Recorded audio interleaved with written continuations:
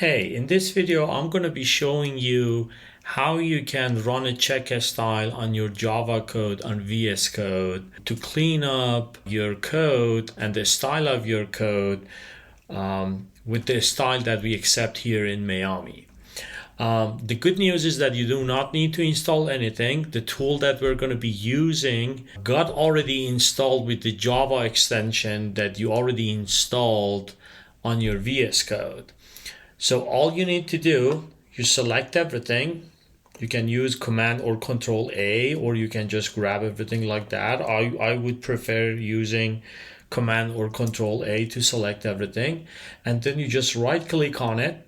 You select Format Document With, and then you want to run the language support for Java by Red Hat. So this extension got installed on your VS Code with the Java extension that you already installed on your VS Code. So you can start using it. Once you click it, there you go. It's going to clean up everything for you. If I just go back, look at this. Everything is messed. There's no indentation.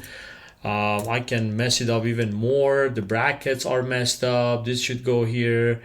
Like there's no space between operators. So again, you just select everything, you right click here, you click on Format Documents With, and you select the Red Hat. And now it's going to make everything super clean for you. There are two things that you need to consider when you're using this tool. First, your file must be saved, okay? And your file should not have any compilers. So for example, if I have a compiler, and I'm just gonna mess up the format a little bit again.